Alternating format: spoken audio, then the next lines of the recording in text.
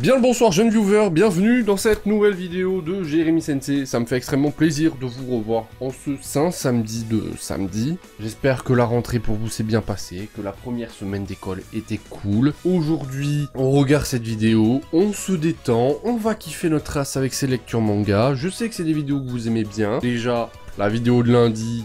Je suppose qu'elle a fait pas mal de vues, vous l'avez bien aimé, donc merci beaucoup. Et donc oui, comme je disais, tu l'as vu dans la miniature, aujourd'hui ce sont mes lectures manga, voilà, les petites lectures que j'ai pu faire en cet été bien chargé pour ma part. Donc voilà, en cette fin de semaine, tu as fait tes devoirs, c'est très bien mon ami, même si je pense pas que vous allez avoir des devoirs la première semaine. Donc voilà, tu te poses, tu prends ton petit chocolat, ton petit thé, ton petit casse-croûte, ou même ton petit coca, tu t'installes, et on va regarder ensemble mes lectures du moment, c'est parti. Alors on commence avec beaucoup de tomes d'une même série. J'ai trouvé ces livres d'occasion chez un marchand d'occasion d'ailleurs, je vous en avais parlé dans ma vidéo comment commencer sa collection numéro 2, la mise à jour. Tac, je vous la mets en fiche. C'est ce côté-là, pas ce côté-là, bordel.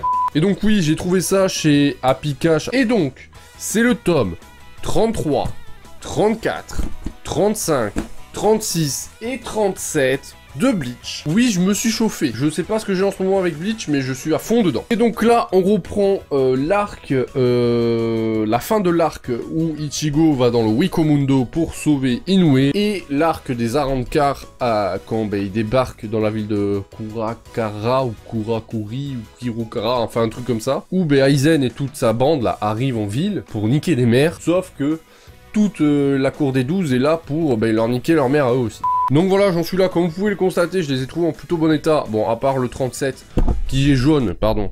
Attention, le micro a bougé. Oui, donc je disais le 37 qui est jaune, mais ça, malheureusement, c'est la maladie des Bleach, on peut rien y faire. Et donc voilà, je suis à fond sur Bleach en ce moment. Je ne connais pas la fin de Bleach, je sais qu'apparemment elle est ultra décevante, mais je me ferai mon propre avis quand j'y serai. Et donc voilà, Bleach, c'est plutôt cool, moi je kiffe bien. J'avais regardé l'animé en entier, malheureusement il s'arrête beaucoup avant la fin du manga. Pourquoi? Parce que je pense que l'anime ne marchait plus au Japon, du coup ils ont décidé de l'arrêter. Peut-être qu'un jour, alhamdoulilah, on aura la suite, comme avec Blue Exorcist ou Fairy Tail, ou plein d'autres d'animés qui s'arrêtent en plein milieu de leur publication. Donc si vous voulez un shonen cool, que vous ne connaissez pas, un shonen mainstream, comme disent les autres, Bleach, je vous conseille parce que c'est vraiment cool.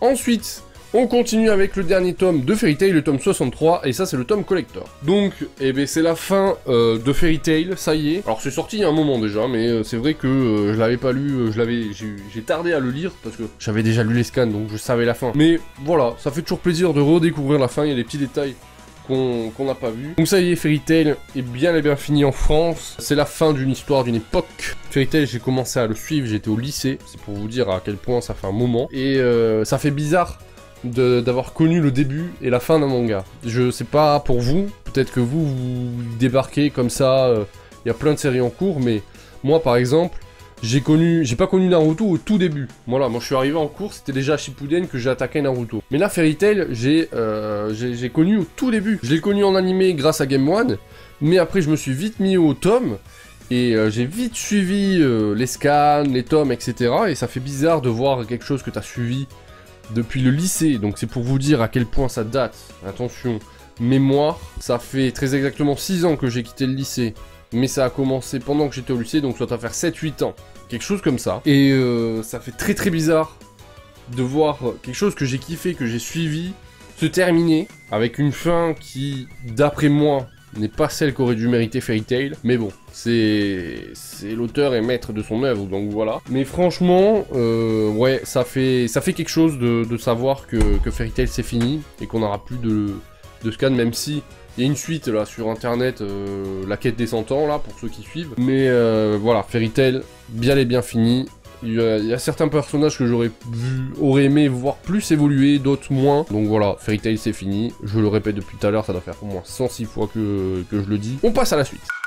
On continue avec le tome 3 de Black Torch. Black Torch, petite série de chez Kiyun qui fait fort plaisir, quelque chose de nouveau, qui remet sur la table le genre ninja, mais dans nos années 2018, hein, avec des personnages fort intéressants. Dans ce tome 3 de Black Torch, sans trop spoil, on en connaît plus un petit peu sur le passé d'attention, j'ai oublié son nom, Rago, voilà, merci. Donc on en sait plus sur le passé de Rago, sur la relation que va entretenir Rago et Jiro, parce que voilà. Et on en sait plus aussi sur la petite équipe Black Torch et sur la grosse entreprise qui est, j'ai oublié le nom, je lis en même temps. Est-ce que je vous ai déjà raconté la fois où j'ai sauvé un requin de la noyade?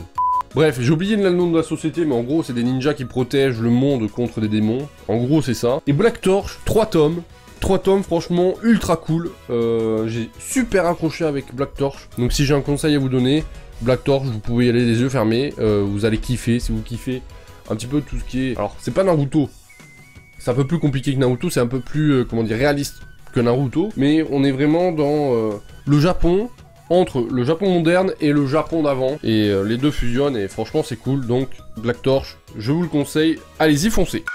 Ensuite, on parle du tome 2 du To Your Eternity, pardon. To Your Eternity des éditions Pika, que Pika m'avait envoyé dans un colis très généreusement. Si je retrouve le colis, je vous le mets en fiche juste là-haut. Alors, qu'est-ce que j'ai pensé de ce tome 2? Ce tome 2 est un peu plus shoujo que le tome 1. Faut savoir que l'auteur est une ancienne, ou même toujours, hein, sûrement, mangaka shoujo. Et là, alors celui-là, il est décrit comme shonen. Mais c'est vrai que le tome 2 fait plus shoujo que shonen. Il y a moins d'action que le tome 1. L'histoire est un peu plus approfondie, on en découvre un peu plus sur le monde de To Your Eternity. Par contre, ce qui est très perturbant, c'est qu'on passe d'une histoire à l'autre, comme ça, en un claquement de doigts, et moi, ça me fait très bizarre. Mais même dans la façon de raconter l'histoire, c'est très bizarre, parce que tu passes du coq à l'âne, comme on dit, mais d'un seul pet. C'est un choix scénaristique que je respecte, mais moi, ça m'a fait très bizarre, j'ai pas trop compris. J'ai la suite de To Your Eternity, là, dans mes lectures. J'ai énormément de lectures, un jour, je vous ferai une vidéo sur les lectures que j'ai à lire. Je te mens pas, il y a au moins une bonne trentaine de mangas. Et ouais, donc je vais continuer à suivre To Your Eternity, mais je t'avouerai que ce tome 2 m'a un peu paumé. Et le dernier tome de ces lectures manga, c'est le tome 3 de The Promised Neverland. Promised Neverland, c'est toujours aussi bon, sa mère. Là, l'histoire s'accélère, l'intrigue évolue, il se passe des choses que tu t'as pas du tout vu venir.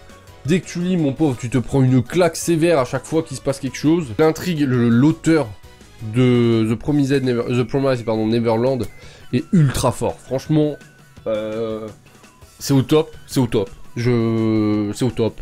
Je sais pas comment vous transmettre mon ressenti mieux que c'est au top. The Promised Neverland, c'est...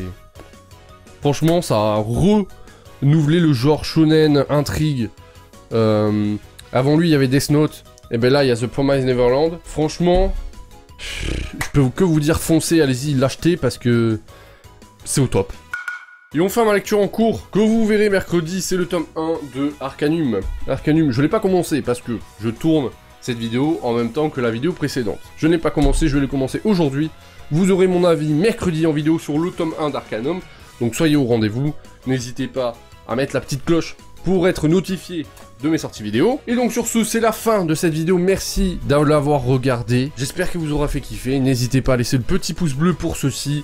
N'hésitez pas à réagir dans les commentaires, me dire ce que vous lisez en ce moment. N'hésitez pas non plus, rejoindre les réseaux sociaux, les liens sont dans la description, surtout Instagram, parce que Instagram, je suis plutôt actif en ce moment. Voilà, j'espère que cette vidéo vous aura reposé après cette semaine de rentrée. Donc n'hésite pas non plus à t'abonner, à mettre la petite cloche pour suivre l'activité de la chaîne. Et moi, mon jeune ami, je vous dis à très bientôt pour de prochaines vidéos, à mercredi. C'était Jérémy, ciao les amis!